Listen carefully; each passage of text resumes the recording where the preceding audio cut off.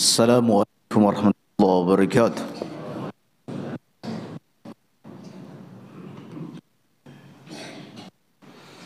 إن الحمد لله نحمده ونستعينه ونستغفره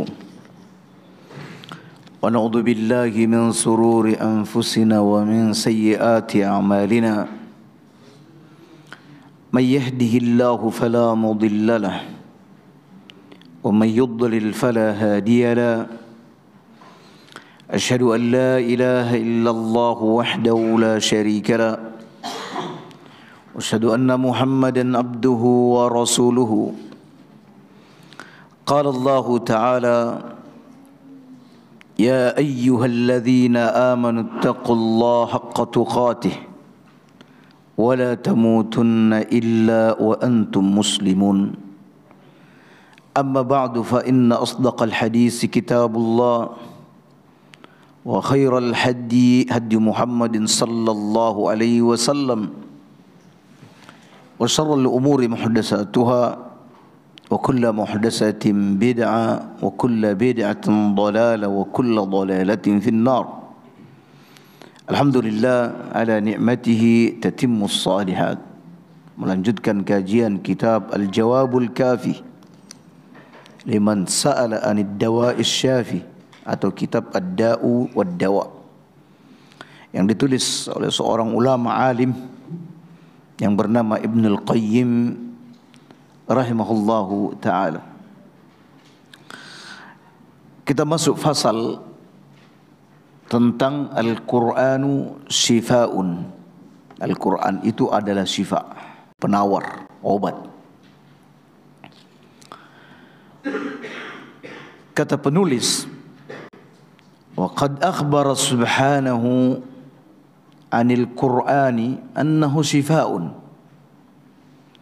bahwa Allah Subhanahu wa taala mengabarkan Al-Quran itu adalah syifa, penyembuh, penawar, adalah obat. Allah Subhanahu wa taala berfirman dalam surat Fussilat ayat 44, walau ja'alnahu Qur'anan a'jamiyan, sekiranya kami menjadikannya, yakni menjadikan Al-Quran itu suatu bacaan dalam bahasa selain bahasa Arab, atau disebut dengan a'jami, bahasa selain bahasa Arab, laqalu, tentulah mereka akan berkata, yakni orang-orang Arab akan berkata, lau fussilat ayatuhu a'jamiyun wa arabiyyun. Jadi mereka akan berkata, mengapa tidak dijelaskan ayat-ayatnya? Apakah patut Al-Quran ini dalam bahasa asing, bahasa ajam, sedang Rasulnya adalah orang Arab? Qul, katakan ya Muhammad, huwa lilladzina amanu, Al-Quran itu bagi orang-orang yang beriman, hudan wa syifa, adalah petunjuk dan juga syifa, penawar. Jadi di sini Allah mengabarkan bahwa Al-Quran itu bagi orang-orang beriman itu adalah petunjuk. Ya, bagi orang-orang kafir bukan petunjuk.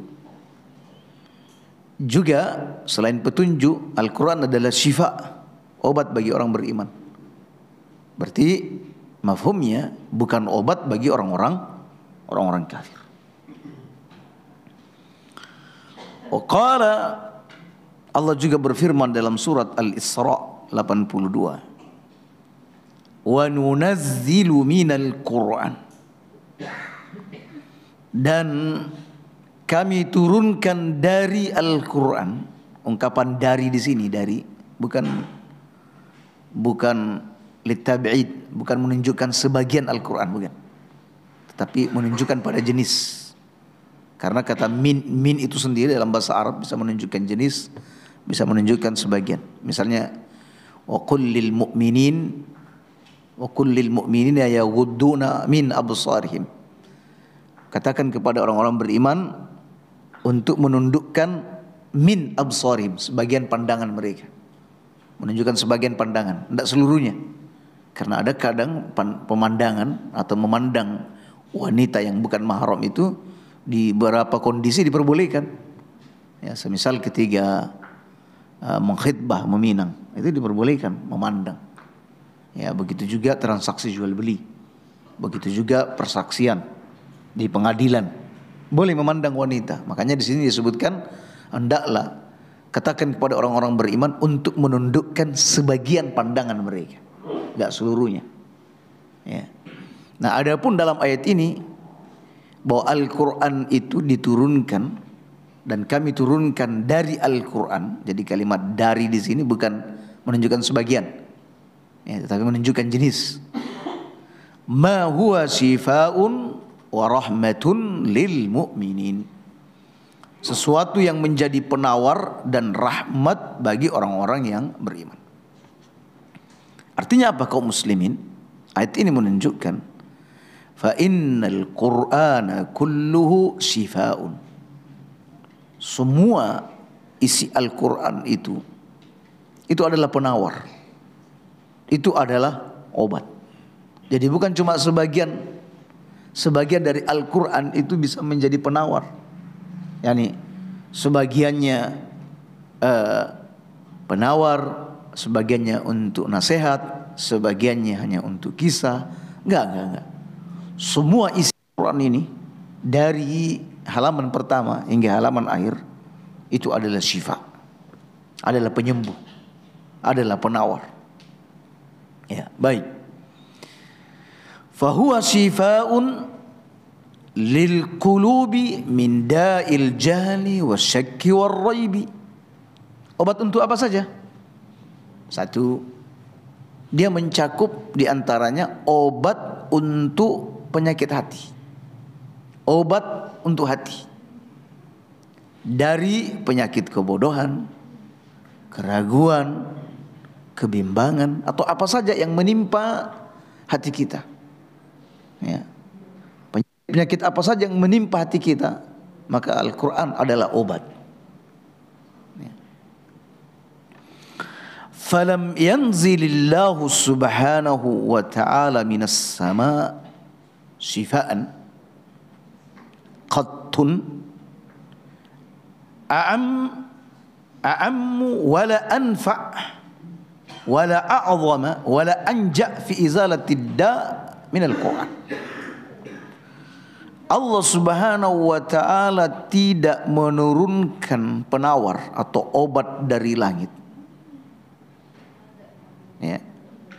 Jadi tidak ada satupun obat yang Allah turunkan dari langit yang a'am, dia lebih universal, bersifat lebih umum, yang paling bermanfaat, yang paling agung, dan yang paling jarab dalam menghilangkan penyakit untuk semua penyakit minal Quran dibandingkan Al-Quran. Ini kata penulis. Ya, karena di hadis sebelumnya kita sudah bahas likulli da'in dawa. Setiap penyakit ada obatnya. Allah tidak menurunkan penyakit kecuali Allah menurunkan obatnya. Dan tidak ada obat yang paling mujarab, yang paling bermanfaat dan bisa digunakan untuk semua penyakit, ya, melainkan Al-Quran. Melainkan Al-Quran. Nah, ini muqaddimah dari penulis, ya, tentang Al-Quran, bahwa Al-Quran ini adalah obat, ya, supaya kita kaum muslimin setelah membahas atau mengkaji kitab ini, kita bisa atau menghadirkan atau hadir di hati kita tentang bagaimana besarnya keagungan Al-Quran ini, bahwa dia ternyata menjadi obat yang mujarab untuk berbagai macam penyakit. Bukti untuk itu, ya ada sekian banyak bukti, tetapi ini ada satu bukti yang tidak diingkari, ya, akan keberadaan hadis tersebut. Wa qad thabata fis sahihain, valid di dalam kitab Bukhari dan Muslim, min hadis Abi Sa'id, dari hadis Abu Sa'id, yakni Abu Sa'id Al-Khudri, ia berkata, intalaqa nafarun min ashabin Nabi sallallahu alaihi wasallam fi safaratin safaruha. Ada beberapa orang dari sahabat Nabi, ada sekelompok orang dari sahabat Nabi sallallahu alaihi wasallam itu melakukan satu perjalanan, melakukan satu safar. Hatta nazalu ala hayyin min ahya'il Arab. Pada perjalanan tersebut mereka di suatu kesempatan singgah di salah satu perkampungan dari perkampungan orang-orang Arab. Fastadafuhum, saat mereka singgah di kampung tersebut, mereka minta untuk dijamu. Mereka minta untuk dijamu. Fa'abau ayyudayyifuhum. Fa'abau ayyudayyifuhum. Mereka menolak untuk menjamu tamu-tamu dari sahabat Nabi sallallahu alaihi wasallam. Mereka menolak untuk menjamunya.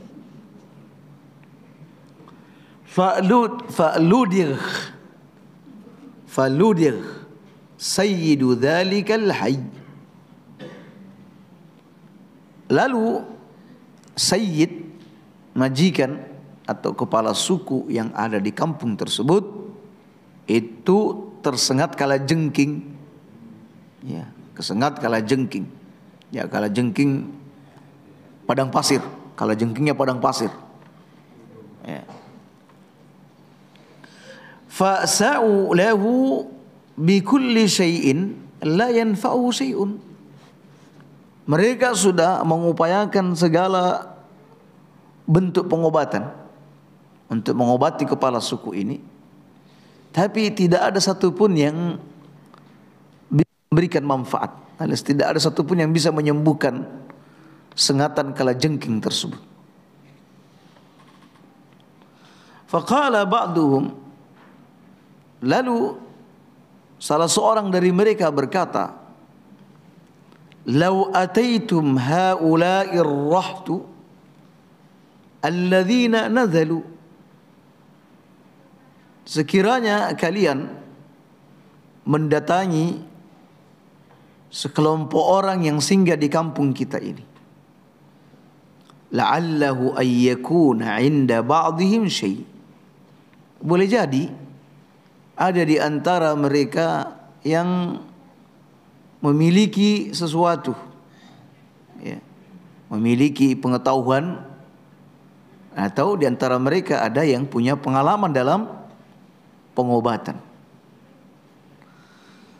Mendengar usulan tersebut, maka warga kampung ini pun mendatangi para sahabat sebagaimana yang diceritakan oleh Abu Sa'id Al-Khudri. Faqalu, ya ayyuhar rahtu, wahai para tetamu, wahai para tamu-tamu sekalian, inna sayyidana ludigh, tamu kami ini tersengat jengking. Wa sa'ayna lahu bi kulli syai'in la yanfa'uhu. Kami sudah melakukan berbagai macam cara upaya untuk mengobatinya, namun sama sekali tidak bisa memberikan manfaat, alias tidak bisa menyembuhkannya. Fahal inda ahadim minkum min syai', apakah salah seorang di antara kalian ada yang memiliki pengetahuan atau memiliki obat atau punya kemampuan untuk mengobati. Faqala ba'duhum, lalu salah seorang di antara mereka berkata di kalangan sahabat, wallahi inni la arqi, saya demi Allah bisa untuk meruqyah. Saya bisa melakukan itu. Saya bisa meruqyah orang itu. Ya, faqala ba'duhum, kata Abu Sa'id, sebagian atau salah seorang di antara kelompok itu, rombongan itu bilang, saya, wallahi saya bisa meruqyahnya. Padahal orang tersebut ya adalah Abu Sa'id sendiri berdasarkan riwayat-riwayat yang lain. Jadi orang itu adalah Abu Sa'id sendiri yang menceritakan hadis ini. Cuma dia bercerita seolah-olah orang lain. Ini karena apa, kaum muslimin? Tampaknya Abu Sa'id dia tidak ingin menonjolkan diri dari pembincangan ini. Dia tidak ingin menunjukkan kehebatan dia. Ya, dia tidak ingin mendapatkan semacam apresiasi dari orang-orang atau ada anggapan bahwa Abu Sa'id ini sakti orangnya. Enggak. Berbeda dengan orang-orang di masa kini, jika ada hal-hal yang sekiranya bisa menaikkan atau melambungkan namanya, maka dia akan menunjukkan kepada orang-orang tentang apa saja yang dia perbuat tersebut. Ya. Baik. Kemudian kaum muslimin, walakin wallahi laqad istadafnakum falam tudayyifuna. Tapi demi Allah, kami ini sebelumnya sudah minta dijamu, tapi kalian tidak jamu kami. Ya, istilahnya diungkit apa namanya, kelakuan mereka yang tidak mau menjamu tamu. Fama ana biraqin lakum hatta taj'alu li ju'l. Aku enggak mau meruqyah kecuali kalau kalian mau memberi aku ju'lan, kasih upah. Ya, ada bayarannya. Saya meruqyah ya kasih bayaran. Dari dalil ini kata mayoritas ulama bahwa orang boleh mengambil manfaat dari pengajaran terhadap Al-Quran. Ya, jadi ada orang mengajarkan Al-Quran lalu dia dibayar dengan itu, maka hal itu diperbolehkan. Ini mau meruqyah asal syaratnya diberi upah. Baik. Fasalahuhum ala qatiin minal ghanam. Mereka pun setuju dan mereka menjanjikan untuk memberikan beberapa ekor kambing. Ya, sebegitulah kalau rezeki itu mau datang kaum muslimin, sekuat apapun orang menolak untuk memberinya, tapi kalau sudah rezekinya ya pasti akan datang juga. Ya. Jadi istilahnya rezeki itu tidak buta alamat. Anda mau sembunyi di mana saja, kalau sudah rezekinya, rezeki itu pasti akan datang kepada Anda. Ya. Pasti akan datang. Lihat sahabat ini minta dijamu, penduduk kampung nolak. Pelit mereka, nggak mau mengeluarkan duit, nggak mau. Ya, namun pengaturan Allah itu amat halus kaum muslim. Siapa sangka ternyata kepala sukunya kena sengatan kalajengking. Ya, kalajengking itu diutus oleh Allah untuk menyengatan kepala sukunya. Set. Nah, akhirnya dicari obatnya nggak ketemu. Ternyata obatnya itu ada di kelompok sahabat tadi. Ya sudah, akhirnya mereka datang. Ya, akhirnya buat perjanjian, oke, diruqyah tapi bayaran, ada bayarannya, ada upahnya. Dan mereka sepakat bahwa nanti upahnya dengan beberapa ekor kambing. Nggak main-main, bukan seekor kambing, tapi beberapa ekor kambing. Ya. Fantalakha yadfulu alaihi wa yaqra'u alhamdulillahi rabbil alamin. Maka sahabat ini pun pergi. Yani Abu Sa'id Al-Khudri pergi mendatangi kepala suku, lalu meruqyahnya dengan membacakan alhamdulillahi rabbil alamin. Itu membacakan surat Al-Fatihah sambil ditiup ke tempat yang sakit dengan sedikit bercampur dengan air ludah. Jadi ditiup yang mengeluarkan sedikit air ludah. Alhamdulillahirabbil alamin, Rahmanir Rahim, Maliki Yaumiddin, langsung tutup. Ya. Disuwuk, kata orang Jawa, disuwuk. Ya. Setelah diruqyah kaum muslimin, perhatikan. Jadi ini adalah dalil untuk menguatkan apa yang dikatakan oleh Ibnul Qayyim bahwa Al-Quran itu adalah obat. Obat, bukan hanya untuk obat hati, tetapi Al-Quran juga ini adalah obat fisik. Ya.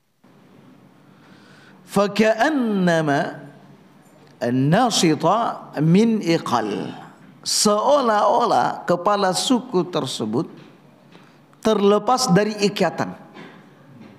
Fantalaka yamshi, langsung bangkit, langsung berangkat pergi, beranjak pergi. Yang tadi sebelumnya nggak bisa bangkit, kesakitan, ya karena bisanya kena racunnya kalajengking, nggak bisa bergerak. Jadi setelah diruqyah, dia seolah-olah lepas dari ikatan, langsung berjalan. Wa ma bihi qalbatun, seolah-olah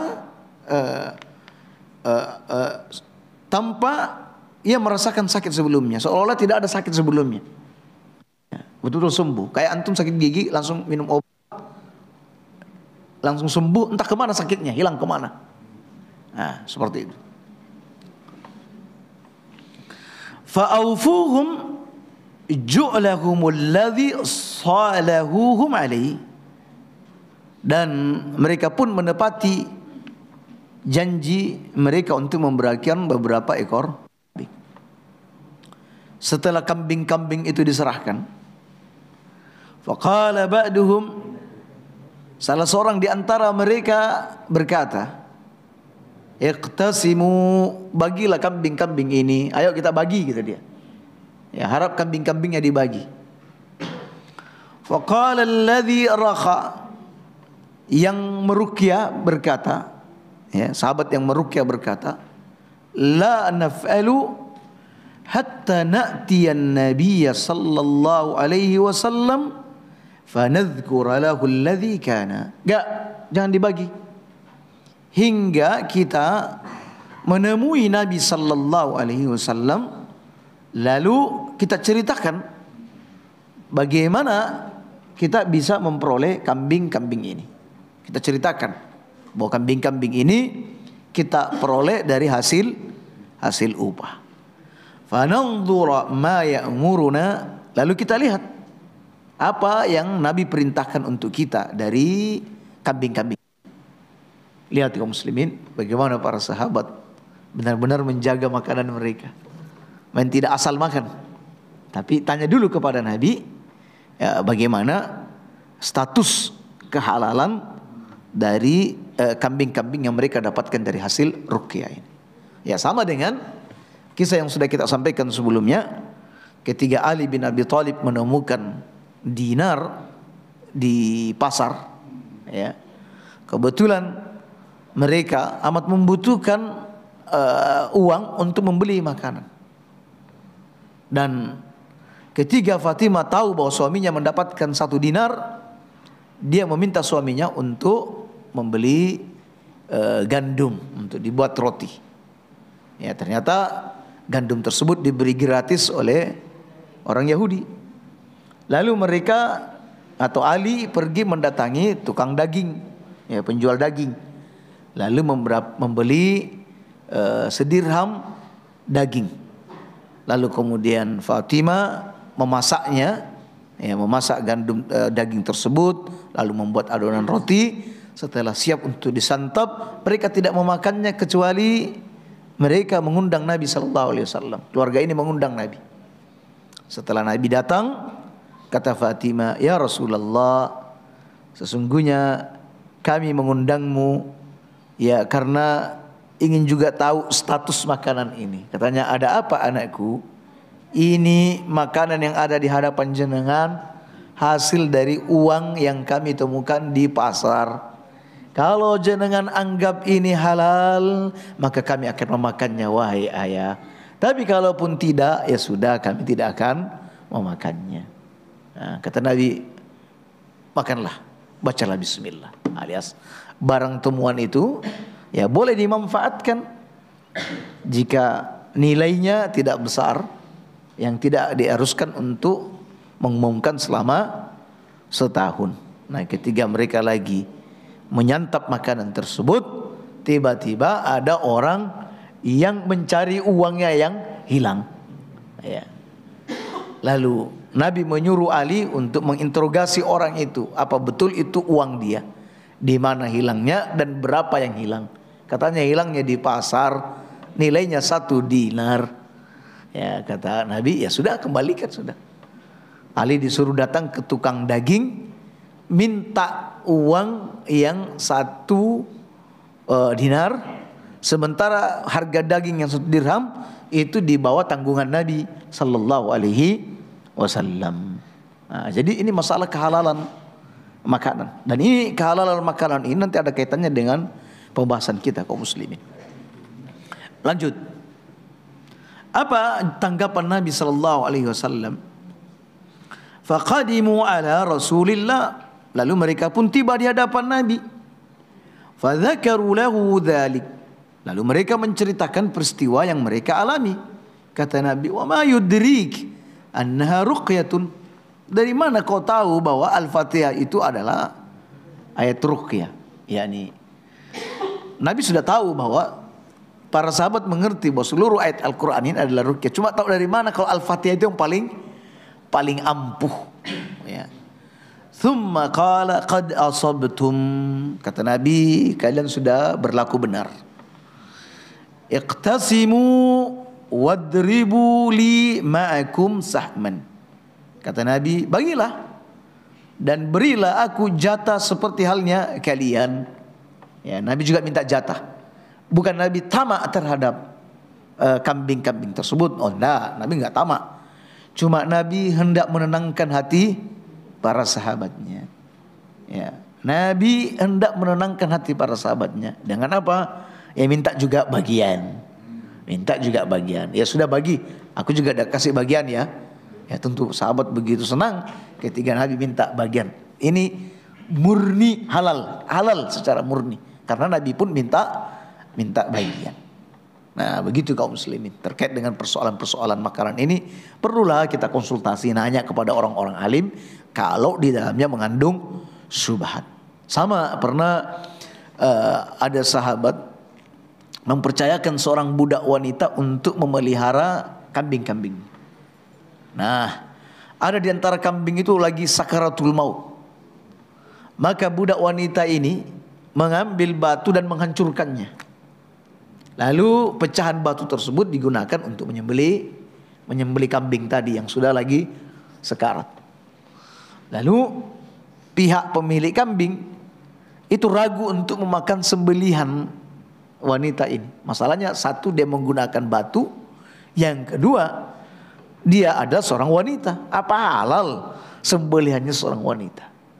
Lalu mereka menanyakan hal itu kepada Nabi SAW, dan Nabi pun mengizinkannya untuk memakan sembelihan tersebut. Ya, berarti halal. Jadi sembelihan wanita itu halal. Jadi kalau wanita di suatu waktu nanti menggantikan tugas kita laki-laki nyembeli kambing atau nyembeli sapi di Idul Adha, ya halal saja kaum muslimin. Halal. Baik. Kemudian kaum muslimin, apa kata penulis setelah menyampaikan hadis ini? Faqad athara hadha ad-dawa'u fi hadha ad-da' wa adzalahu hatta ka'annahu lam yakun. Sungguh ad-dawa, hadza ad-dawa, obat ini yaitu Al-Qur'an, itu benar-benar memberikan pengaruh pada penyakit yang diderita oleh kepala suku tadi. Bahkan ya, obat tersebut mengangkat sakit dari kepala suku seolah-olah tidak ada sebelumnya. Sembuh total. Ya, padahal kalau namanya bisa kalah jengking ini kaum muslimin, ya bisanya itu kalau secara medis harus dihilangkan dulu bisanya. Ya, datang ke rumah sakit baru dihilangkan bisanya. Nah, seperti itu. Lah ini coba baca, bayangkan kaum muslimin, baca Al-Quran, Al-Fatihah, Bismillah. Bukan cuma baca Al-Fatihah, enggak. Bismillahirrahmanirrahim, alhamdulillah, dibaca secara sembuh penyakit fisik. Ya, kita bertanya-tanya, loh kok bisa ya? Kok bisa? Ya bisa kaum muslimin. Karena Allah pencipta kita mengabarkan kepada kita bahwa Al-Quran itu adalah syifa. Jangan pernah berpikir bahwa penawar yang dimaksud di sini hanya untuk penyakit hati kita yang kotor, tidak. Tetapi ini lebih umum, mencakup segala hal. Baik, kata penulis melanjutkan, wa huwa ashalu dawain wa aisaru. Dan Al-Quran ini adalah obat yang paling mudah dan paling ringan. Bahkan Anda tidak perlu mengeluarkan uang, ya, untuk pengobatan yang satu ini. Paling mudah, paling ringan. Ya. Walau ahsanal abdu tadawiya bil Fatihah la ra'a laha ta'thiran ajiban fis syifa. Seandainya seorang hamba itu mampu mempergunakan Al-Fatihah dengan baik, ya, mampu menggunakan Al-Fatihah ini sebagai obat dengan baik, niscaya dia akan melihat pengaruh yang menakjubkan dari pengobatan Al-Fatihah tersebut. Seandainya orang tahu, seandainya orang-orang mengerti bagaimana cara mempergunakannya, maka dia akan melihat hal-hal yang menakjubkan dari hal tersebut. Ya. Yang bicara ini kaum muslimin, pakar pengobatan, Ibnul Qayyim. Ya. Beliau ini ahli betul dalam meramu, meracik, ya, obat-obatan, ya, dari herbal atau apapun. Bahkan beliau punya kitab namanya Tibbun Nabawi, pengobatan Nabi. Tapi sekarang ini beliau berbicara tentang Al-Quran. Beliau memberikan kesaksian tentang Al-Quran. Kata beliau, wa makathtu bi Makkah muddatan. Aku pernah tinggal di Mekah selama beberapa lama, ya, beberapa waktu lamanya. Ya'tarini ad-duwa'un wala ajidu tabiban wala dawaan. Aku di sana sewaktu di Mekah kerap terserang penyakit, ya, kerap terserang penyakit. Di mana di sana aku tidak menemukan tabib dan juga tidak ada obat. Ya, beliau sendiri tabib aslinya. Ya, di sana tidak ada, waktu itu katanya tidak ada dokter, juga tidak ada obat. Fakuntu u'aliju nafsi bil Fatihah. Di masa itu ketika sakit datang, aku mengobati sakitku dengan bacaan Al-Fatihah. Fa'ara laha ta'thiran ajiban, dan aku melihat pengaruh yang begitu menakjubkan dari bacaan Al-Fatihah ini. Fakuntu athifu dzalik, lalu aku ceritakan hal itu kepada orang-orang. Liman yastaki alaman, bagi orang yang terkena atau menderita penyakit. Fakana katsiran minhum yabra'u sari'an. Orang-orang pun ketika mempraktekkannya atau aku membacakan Al-Quran, alhamdulillah banyak di antara mereka sembuh dengan cepat. Ya, kalau di zaman sekarang ini kita ngomong seperti ini, orang nggak percaya, diguyu ya orang. Sakit kanker, nah sini tak baca Al-Fatihah, atau baca Al-Fatihah, Al-Fatihah adalah obatnya, guyu orang. Oh, pokok Al-Fatihah ini kan beda kasus, kata dia. Kok baca Al-Quran?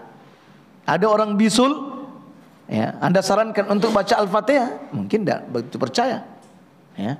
Ada orang kecetit misalnya, ya, ditanya, Mas, mungkin sampean tahu ada obatnya? Oh ya, baca Al-Fatihah. Atau mungkin Anda keliling-keliling dari perkampungan-perkampungan memberikan saran kepada orang-orang untuk baca Al-Quran. Kalau ada sakit, mungkin orang akan mencela Anda dan tidak mempercayai hal tersebut. Di dunia modern seperti ini, di mana orang lebih bersandar kepada obat-obat medis. Ya, makanya ketidakpercayaan ini kaum muslimin, tingkat kepercayaan yang lemah ini Maka ketiga ini dipraktekkan di tengah kaum muslimin, ya, membacakan Al-Quran pada orang yang sakit atau orang sakitnya sendiri baca Al-Fatihah di saat sakit, gak begitu mempan, bahkan hampir tidak ada pengaruhnya sama sekali. Ya, karena itu tadi tingkat kepercayaannya lemah ya terhadap Al-Quran. Ya, beda halnya kalau obat-obatan medis ini kaum muslimin. Anda mau percaya atau tidak percaya, Anda demam lalu minum Bodrexin atau paracetamol misalnya, percaya atau tidak percaya, ya kadang umumnya dia menurunkan demam tersebut, menghilangkan rasa sakit. Tapi kalau untuk Al-Quran ini dia punya perlakuan khusus. Ya, ada perlakuan khusus. Nah, baik. Nah, sekarang bagaimana kita bisa memaksimalkan bacaan Al-Quran ini sehingga dia betul-betul bisa menjadi obat? Mari kita teruskan apa yang dikatakan oleh penulis. Walakin hahuna amrun yanbaghi tafattunulah. Di sini, ya, di sini ada yang harus dipahami dan diperhatikan. Yang perlu diperhatikan. Wa huwa annal adhkar wal ayata wal ad'iyata allati yustasfa biha wa yurqa biha. Bahwa zikir-zikir, ayat-ayat dan doa-doa yang kita gunakan sebagai wasilah untuk pengobatan atau yang kita gunakan untuk meruqyah, baik meruqyah orang lain atau meruqyah diri sendiri, hiya fi nafsiha nafi'atun syafiyatun. Ya. Jadi meskipun bacaan Al-Quran tersebut itu pada zatnya bermanfaat dan menyembuhkan. Ya, Al-Quran itu bermanfaat dan menyembuhkan. Sebagaimana yang Allah katakan bahwa Al-Quran itu adalah syifa. Tetapi walakin tastad'i qubul al-mahal. Namun tetap saja dia memiliki ketergantungan pada dua hal. Ya, punya ketergantungan terhadap dua hal.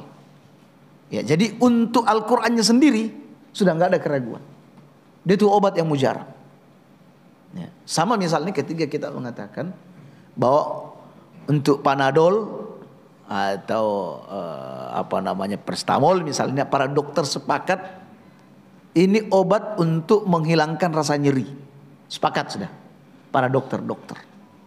Sebagaimana ketika kita katakan Al-Quran itu adalah penawar, adalah obat. Tetapi ini ada ketergantungan pada dua hal agar betul-betul dia bisa menjadi penyembuh. Ya. Ketergantungan pada siapa?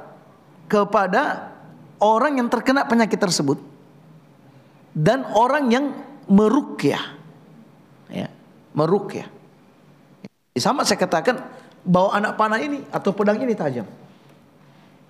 Nah, ketiga saya memanfaatkan pedang ini ya untuk menghasilkan apa yang kita harapkan, amat tergantung dengan si pengguna pedang tersebut. Apakah memang dia lihai menggunakan pedang itu? Apakah tebasannya keras atau tidak? Atau bidikan panahnya tepat sasaran atau tidak? Kemudian yang dipanah atau yang ditebas itu juga seperti apa? Nah, jadi artinya kaum muslimin, rukun pokok pengobatan dalam Al-Quran, penggunaan Al-Quran ini ada 3. Ya. Pertama, si sakit pasiennya. Kemudian yang kedua adalah orang yang meruqyah, baik meruqyah dirinya sendiri atau meruqyah orang lain.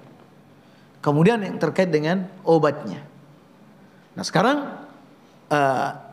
kita tidak perlu membahas obatnya, karena Al-Quran ini adalah benar-benar penawar. Dia adalah obat mujarab, tidak perlu dibahas.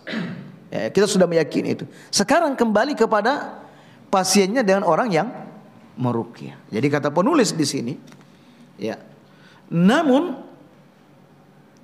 ia tetap memiliki ketergantungan pada dua hal.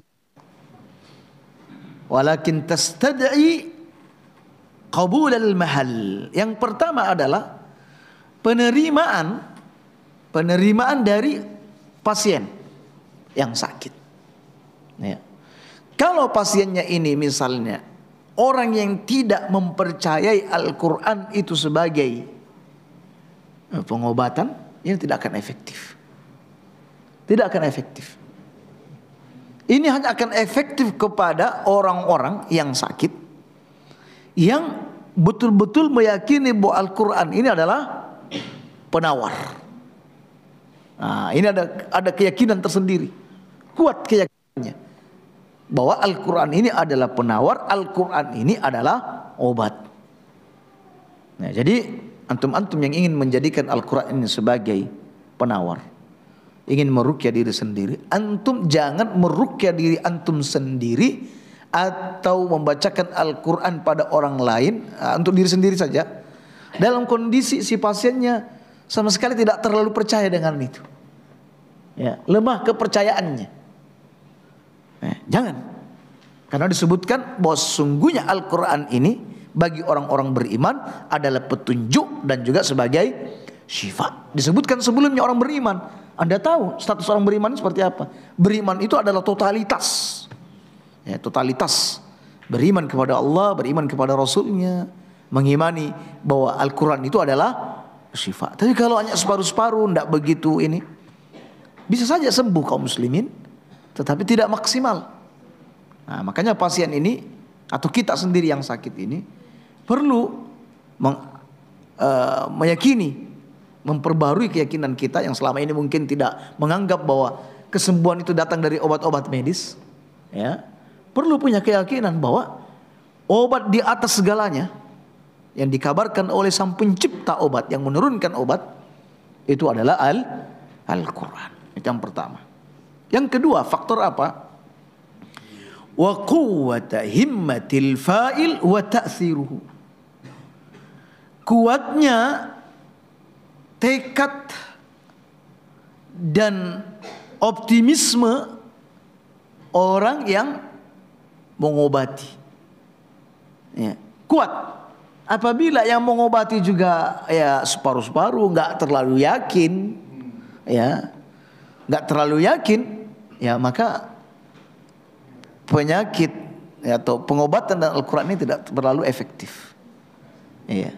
Secara Al-Qurannya sendiri penyembuh, tetapi orang yang memanfaatkannya, ya, orang yang menggunakannya tidak sembuh. Seperti yang kita tadi kabarkan, seperti anak panah, Anda hendak membidik sesuatu, ya, karena lemahnya tarikan Anda sehingga anak panah itu tidak sampai kepada sasaran. Nah, coba kalau si peruqyah ini punya keyakinan yang mantap bahwa Al-Quran yang dibacakan ini insya Allah akan menyembuhkannya, maka ini insya Allah akan mendatangkan kesembuhan. Berarti ada tiga. Satu, obat yang digunakan harus mujarab. Yang kedua, si pasien ini betul-betul menerima secara totalitas, ya, meyakini bahwa Al-Quran itu adalah obat. Kemudian yang meruqyah ini juga artinya tidak tanggung-tanggung. Dia punya keyakinan kuat bahwa dengan bacaan Al-Fatihah ini insya Allah akan menyembuhkan. Ingat, Ibnu Qayyim ini diantara ulama yang jujur terpercaya berkata, aku ini hidup bertahun-tahun di Mekah, saya terkena penyakit, masyarakat sekitar juga kena penyakit, gak ada dokter, gak ada obat. Obat andalannya adalah ruqyah. Ada kalanya beliau menggunakan air zam-zam, lalu membacakan Al-Quran, lalu meminumkan kepada pasien. Dan kata dia, saya mendapati hal yang menakjubkan, di mana orang-orang diberikan kesembuhan atas hal tersebut. Ya. Nah, bisa dipraktikkan kaum muslimin. Ya, bisa dipraktikkan ini. Ya. Baik. Kata penulis melanjutkan, famata takhallafa asy-syifa, maka kapan saja kesembuhan itu tidak kunjung datang, alias terlambat kesembuhan itu datang. Kapan saja kesembuhan itu terlambat datangnya, maka ada beberapa faktor-faktor. Faktor yang pertama bisa liadhafi ta'thiril fa'il. Karena lemahnya tekad si peruqyah. Ya, lemahnya tekad si peruqyah. Ya. Atau tidak adanya penerimaan dari pasien. Pasien tidak begitu meyakini dengan bacaan Al-Quran. Saat dia diruqyah, saat dia memikirkan pengobatan yang lain, cuma ala kadarnya datang kepada si peruqyah, atau dia meruqyah dirinya sendiri hanya sekedar ala kadarnya. Ya. Atau boleh jadi faktor penghalangnya al-mani qawiyun fi, ada faktor penghalang yang begitu kuat yang menghalangi, ya, menghalangi obat itu bereaksi. Ada faktor penghalang yang kuat. Semisal boleh jadi di dalam tubuh orang ini terlalu banyak makanan-makanan yang haram. Ya. Banyak sekali makanan-makanan haram dalam tubuhnya. Atau faktor-faktor yang lainnya kaum muslimin. Ya. Sehingga apa? Sehingga ini faktor amat kuat menghalangi obat yang masuk ke dalam tubuhnya. Nah, lalu kemudian di sini penulis menganalogikan tentang obat-obat dengan Al-Quran, pengobatan Al-Quran dengan pengobatan yang hisia, yang bisa diindra. Ya, dengan pengobatan medis. Katanya pengaruhnya juga bisa seperti itu. Ya, sama. Kadang ada faktor yang penghalang yang kuat yang bisa menghalangi datangnya kesembuhan di saat menggunakan obat-obatan medis. Nah, oleh karena itu beliau berkata,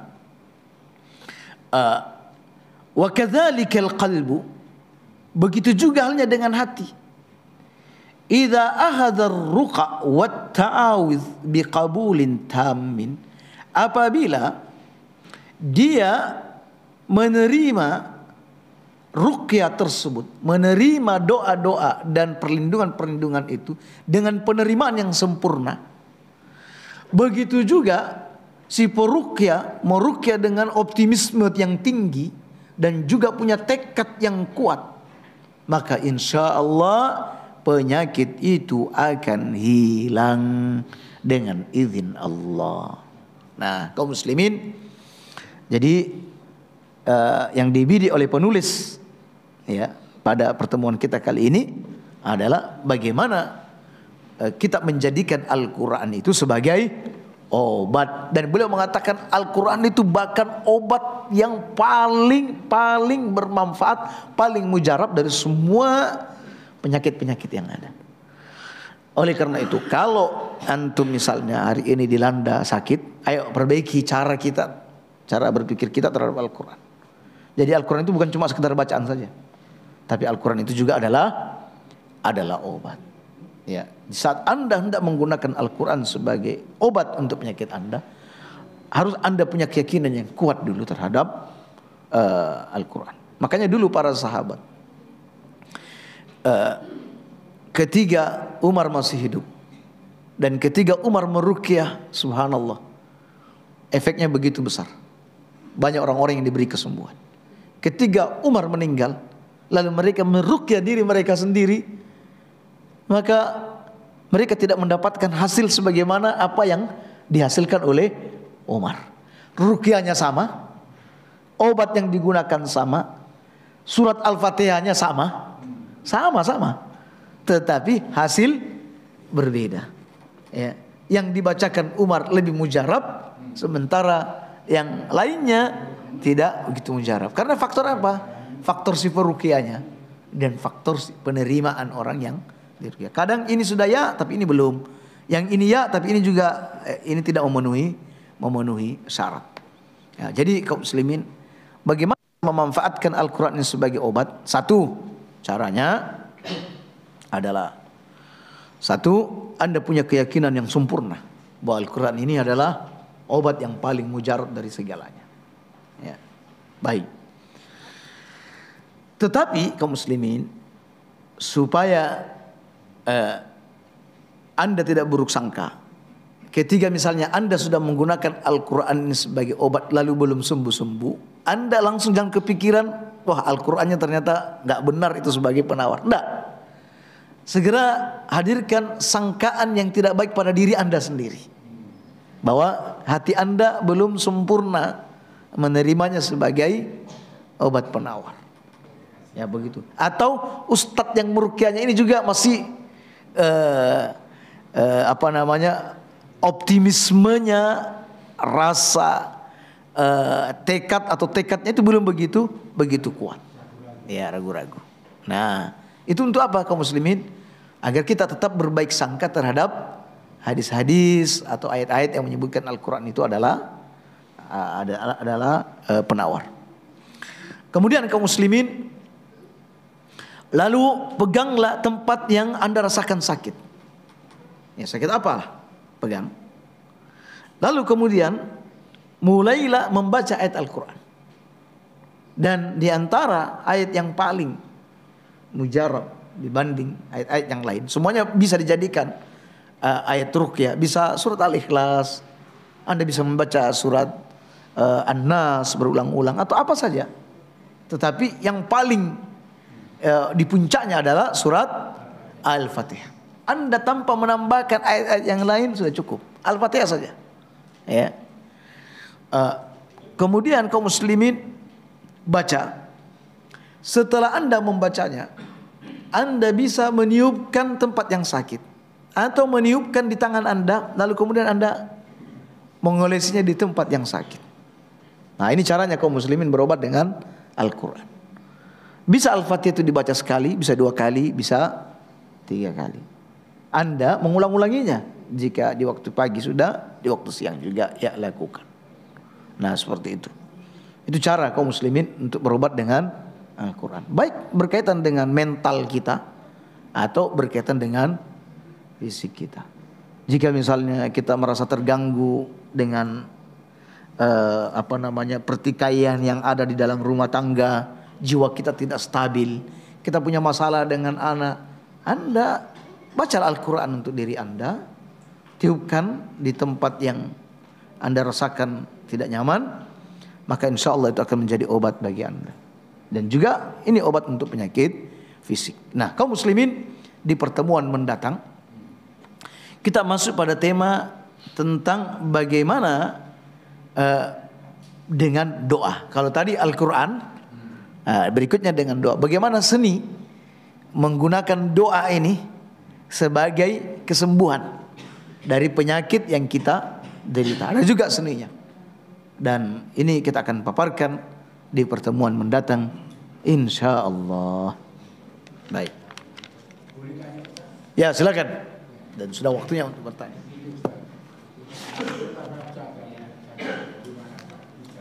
Ya.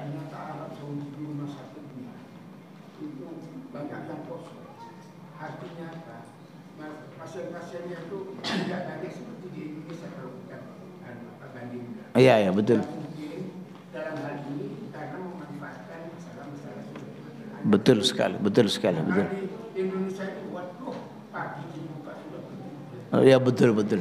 Ya. Itu salah satu bagaimana mengenai Indonesia. Baik. Dan saya juga sudah pernah praktekkan masalah Al-Fatihah ini.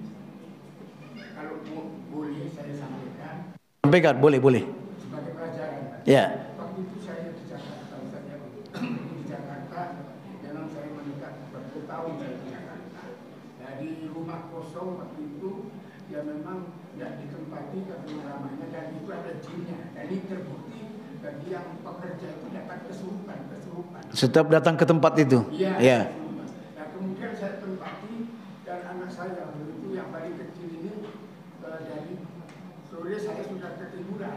Nah, kemudian anak saya itu nangis terus, digendong terus nggak bisa tidur. Dan kemudian saya terbangun kira-kira jam 2. Mau dibawa kemana ini anak ini ya? Karena ya kan semua tutup waktu itu ya, malam bingung saya. Akhirnya saya ngambil wudhu dan kemudian saya baca Al-Fatihah 7 kali di dalam satu piring gitu. Yeah. Piring itu kemudian ada airnya. Saya baca, saya tiupkan dan kemudian air itu saya ucapkan kepada anak saya. Langsung diam sampai pagi tidak ada apa-apa. Masya Allah. Ini pengalaman yang saya. Iya, betul sekali. Dan saya nanti dipraktekkan kan begitu. Iya. Nah, kemudian ada satu riwayat di Ya. Kemudian dicari sama Rasulullah mana sakit mata, baru sini kemudian Rasulullah membaca dikasih di ludahnya langsung sembuh total. Iya. Itu bagaimana? Apakah itu ada bocoran pakai Al-Fatihah juga? Iya. Iya, ya betul. Subhanallah kaum muslimin, memang obat betul, obat. Ini kalau diminta satu persatu untuk menceritakan pengalaman, insya Allah semua punya cerita. Ya, semua punya cerita tentang itu, masya Allah. Bahkan dulu, ya kami juga ada cerita sama. Ada orang Jember ini yang oleh dokter dia dikatakan terkena penyakit tulang ekor yang retak, tulang ekornya retak, sampai dia sudah ada berencana untuk operasi di Surabaya. Namun bahkan ketika berjalan dia sudah menggunakan apa namanya tongkat ya, apa namanya itu yang, ya. Setelah diruqyah, masya Allah, penyakit itu hilang, pergi, dia hilang. Setelah itu dia berjalan seperti biasa. Sekarang sudah ngawas kembali, sudah bekerja ya, mengawas jalan-jalan yang sedang diperbaiki. Ya, itu satu. Terus yang kedua, kaum muslimin, banyak lagi lah, kita semua insya Allah punya cerita tentang itu. Dan ini bukan hal-hal yang istilahnya hanya sekedar cerita belaka, tidak. Ini memang kejadian, kenyataan. Sekali lagi, tetapi ada juga yang kita ruqyah tapi juga misalnya tidak kunjung sembuh. Ya, itu karena kelemahan kita. Ya, kelemahan kita karena kurang ada faktor-faktor yang masih kurang kuat dalam diri kita di saat memanfaatkan Al-Fatihah ini. Nah, jadi apa yang dikatakan oleh beliau, rumah sakit di beberapa wilayah itu ada yang kurang pasien, ya karena la'allahu boleh jadi mereka mengetahui, kebanyakan atau beberapa di antara mereka mengetahui bahwa sebelum masuk ke tindakan medis misalnya, maka mereka membacakan diri mereka dengan Al-Quran. Nah, jadi kalau antum sakit gula darah, sakit apalah kaum muslimin, tekanan atau apa, jangan lupa ya berobat dengan Al-Quran. Nah, tapi di saat misalnya kita berobat dengan Al-Quran, juga tidak ada larangan untuk berobat dengan obat-obat yang lain. Bisa dalam bentuk herbal, bisa dalam bentuk obat medis dan lain sebagainya. Ya, seperti itu insya Allah. Ya, adapun hadis yang ditanyakan tadi adalah hadis yang sahih, di mana Nabi mengobati penyakit mata dari yang dialami oleh Ali bin Abi Thalib, dan Allah berikan kesembuhan seketika. Nah, seperti itu. Bahkan pernah ada sahabat yang meruqyah, membacakan Al-Quran Al-Fatihah 3 kali kepada orang yang gila, dan Allah berikan kesembuhan kepada orang gila tersebut. Bagi kita manusia yang akal terbatas ini tidak sampai ke arah sana. Kok bisa orang gila hanya baca Al-Fatihah langsung sembuh?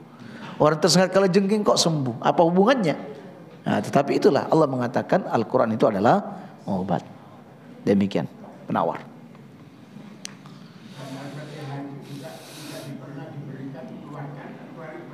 Kepada umat Muhammad sallallahu alaihi wasallam. Ya.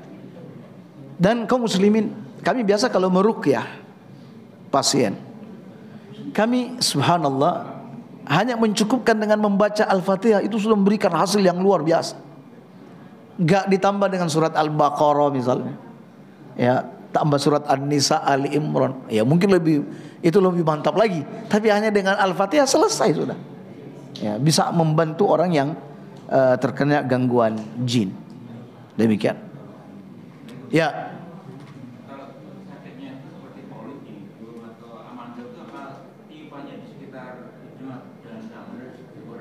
Bisa dengan menggunakan air. Bisa dengan menggunakan air. Alias air lalu kemudian ditiup, ya. Kemudian diminum dan izin Allah.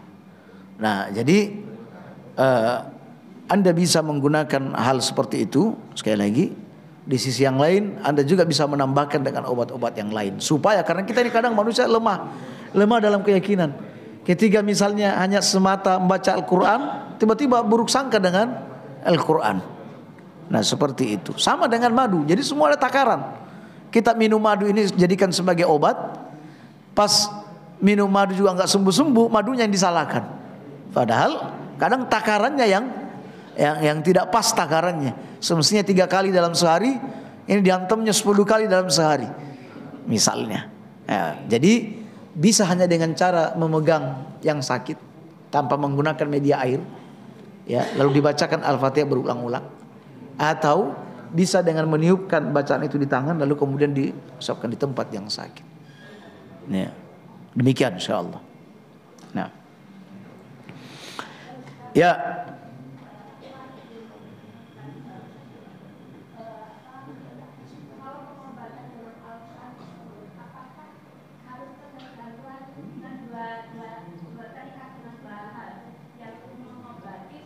Yang diobati, betul.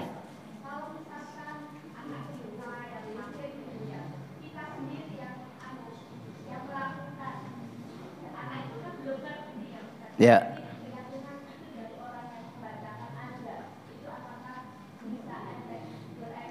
Baik.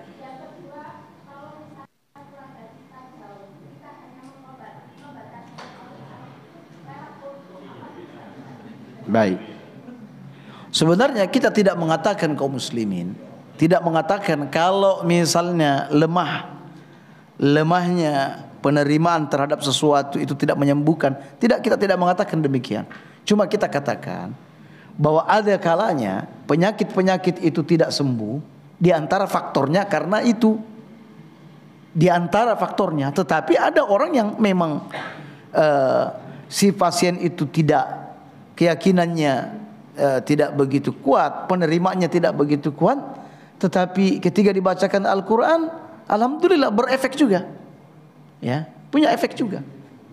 Nah, jadi kita tidak memastikan bahwa kalau lemah kekuatan, lemah, sehingga tadi tentang kepala suku yang tersengat kalajengking, ulama berbeda pendapat.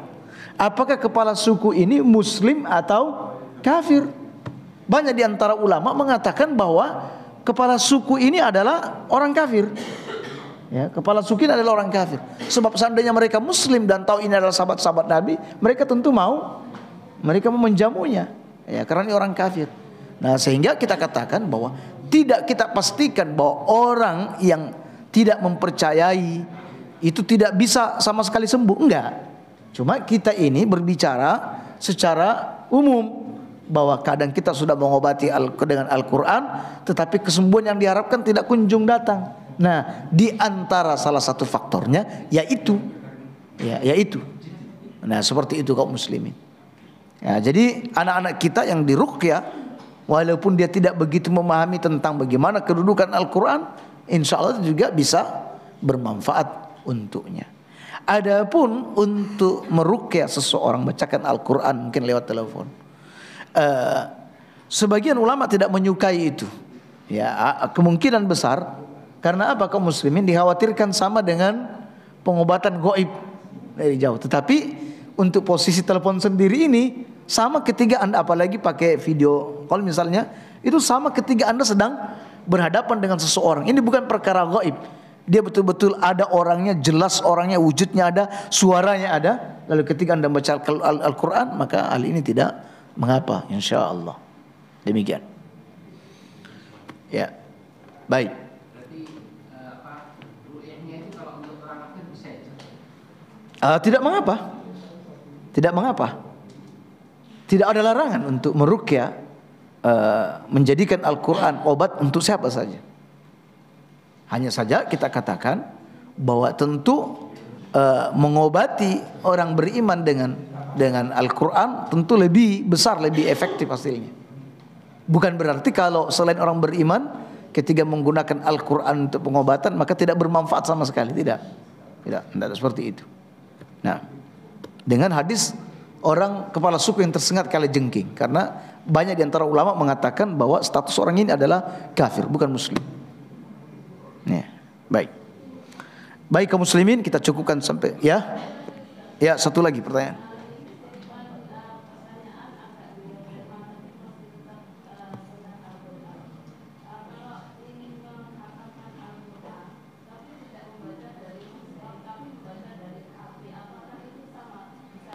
Yang teranggap adalah apa yang diucapkan oleh bibir.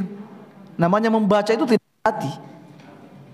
Ya, minimal bibir itu bergerak-gerak. Itu disebut membaca. membaca dengan sir. Tapi kalau dalam hati tidak dianggap membaca. Ya, jadi dia baca Quran, bibirnya enggak bergerak sama sekali, cuma ngeliat-ngeliat gini. Dia ngelihat, enggak dianggap membaca. Jadi membaca itu adalah dengan, makanya disebutkan dalam Al-Quran, orang yang membaca Al-Quran dengan keras, dia seperti bersedekah dengan terang-terangan. Orang yang membaca Al-Quran dengan suara perlahan, dia seperti bersedekah dengan sembunyi-sembunyi. Ya. Tapi kalau dibaca dalam hati, ya dia tidak bersedekah. Bersedekahnya juga hanya dalam hati. Ya. Demikian.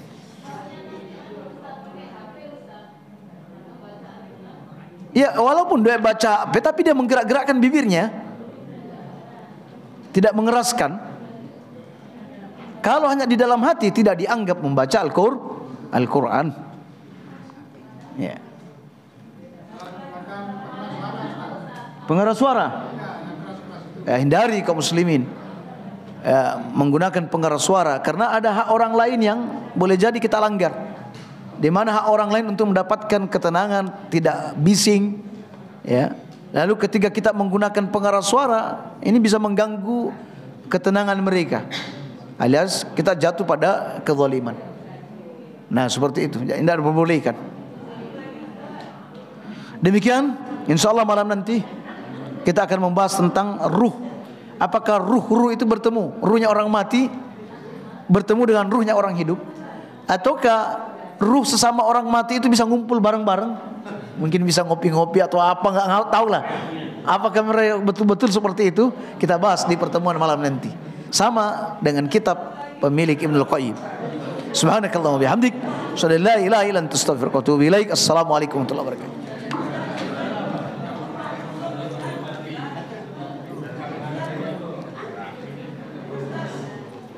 Ya, tanyakan, ya.